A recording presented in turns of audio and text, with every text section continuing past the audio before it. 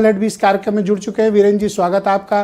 तो बताइए, आज प्राइम मिनिस्टर की स्पीच के बाद जो उन्होंने सदन में दी, देश के लोग कितने आश्वस्त हुए? देखिए, अच्छी खबर ये आ रही है कि दो जहाज ईरान से जो होर्मुज स्ट्रेट है उसको पार कर रहे हैं, वो ओमान की खाड़ी की ओर बढ़ रहे हैं जो गैस से भरे हुए हैं। और बहुत लंबे समय से ये जहाज रुके हुए थे। ये थोड़ी देर पहले देश के सारे सोशल मीडिया और अंतर्राष्ट्रीय स्तर की मीडिया पर भी इस बात की चर्चा है। और बताया जा रहा है कि ये जो जग बसंत और पाइन गैस नाम से दो बड़े जहाज हैं, उनको ईरान ने परमिशन दे दी है भारतीय झंडे लगे हुए। और उसको उसने होर्मुज के साथ एक उनका अलग जो रास्ता है जिसको वो लोग लारक और केशम गैप यानी कि चैनल बोलते हैं, उसके माध्यम से वो गुजार रहे हैं। तो ये एक अच्छी खबर है कि भारत की पहल को ईरान ने फिर एक बार उदारता के साथ लिया है। भारत के प्रधानमंत्री ने आज देश के सामने बात रखी, लोगों को आश्वस्त किया। थोड़ी कठिनाई आएगी, लेकिन चूंकि पूरी दुनिया इस युद्ध से प्रभावित है, तो सबको पता है कि अभी तेल का संकट तो नहीं है, लेकिन गैस की समस्या चल रही है। और वो जब तक युद्ध चलेगा तब तक कुछ ना कुछ परेशानी रहेगी। देखिए, होर्मुज जो है वो आधी दुनिया की लाइफलाइन इस समय बना हुआ है और उस पर कड़ा नियंत्रण है ईरान का। और उसने इसको हथियार बना लिया है कि अमेरिका से लड़ने के लिए कि तुम जितना मिसाइल गिराना हो गिराओ, हम आधी दुनिया की चैन सप्लाई, पाइप, गैस, तेल बंद कर देंगे। तड़पने लगेंगे लोग। अरे, अपने पड़ोस का पता हो ना पता हो, इस समय हर भारतीय स्ट्रेट ऑफ हार्मुज का एक्सपर्ट बना घूम रहा है। हाँ, बिल्कुल स्वाभाविक है कि लोगों की गोमती का पता नहीं है और हार्मुज पे लेक्चर आ रहे हैं। अब ये वही हाल है कि जैसे कोरोना में रेमडेसिविर इंजेक्शन खरीद रहे थे लोग, वैसे हार्मुज का भी तमाम चल रहा है चीजें। लेकिन अगर आज ये कहा जाए कि एक तरह से सीज फायर का ऐलान हो गया है जी, ट्रंप ने कहा है कि 5 दिन तक वो ऊर्जा संयंत्रों पर, गैस प्लांटों पर हमला नहीं करेंगे, तो ये माना जाए कि एक तरफा, हालांकि ईरान की ओर से इसकी पुष्टि नहीं हो रही है, लेकिन कतर के माध्यम से शायद कोई बातचीत हुई है जैसा बताते हैं लोग।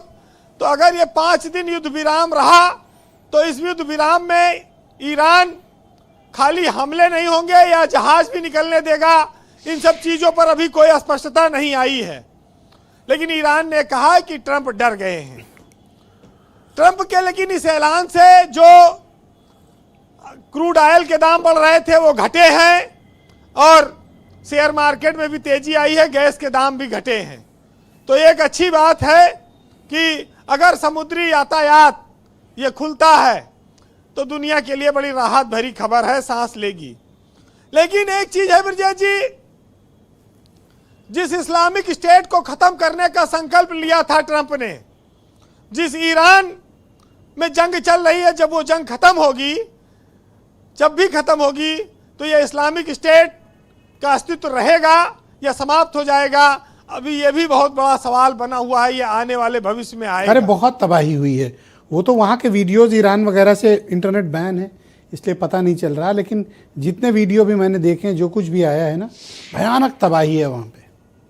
बिल्कुल, इसीलिए मैं कह रहा हूं कि ईरान इतने बावजूद उसने भारत के लिए नरमी दिखाई है और उसके लिए भारत को आभारी होना चाहिए कि आज देश में जो कठिन परिस्थितियां पैदा हो रही थी उस पर ईरान ने हमारे जहाज़ों को निकालने की अनुमति दी है।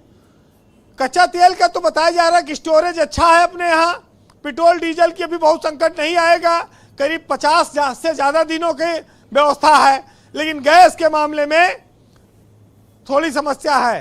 अर्थव्यवस्था का असर खाली यही है कि होटल, हॉस्टल, बड़े बड़े उद्योग ये सब प्रभावित हो रहे हैं गैस वाले। लेकिन परेशानियां आती हैं, उसका निस्तारण भी होता है। डोनाल्ड ट्रंप ने जो युद्ध विराम के लिए बातें कही हैं, उसमें ये बहुत साफ है कि वो बातचीत के लिए अब तैयार हो गए हैं। तो यही बड़ी बात है कि बातचीत हो रही है। जी वीरेंद्र जी, कंक्लूड करें जी।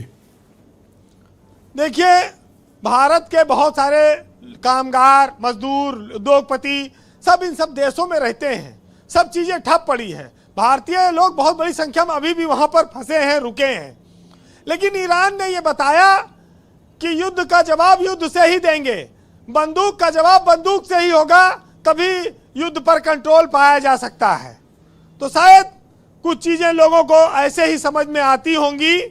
और अब 5 दिन का सीज फायर है, आप देखिए क्या होता है, क्या रंग लाता है। जी, फिलहाल ये भविष्य तय करेगा कि इस युद्ध ने क्या क्या खोया इंसान ने और क्या पाया।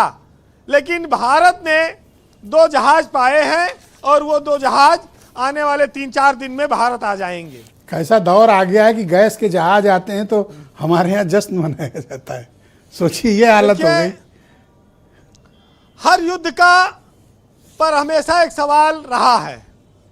एक साहित्यकार ने लिखा है कि मैदा की हार जीत तो किस्मत की बात है, टूटी है किसके हाथ की तलवार देखना, और आंखों की रोशनी से है हर संग आईना, हर आईने में खुद को गुनहगार देखना। बहुत शुक्रिया वीरेन जी, आपका बहुत बहुत धन्यवाद हमारे साथ इस महत्वपूर्ण डिस्कशन का हिस्सा बनने के लिए। आपका बहुत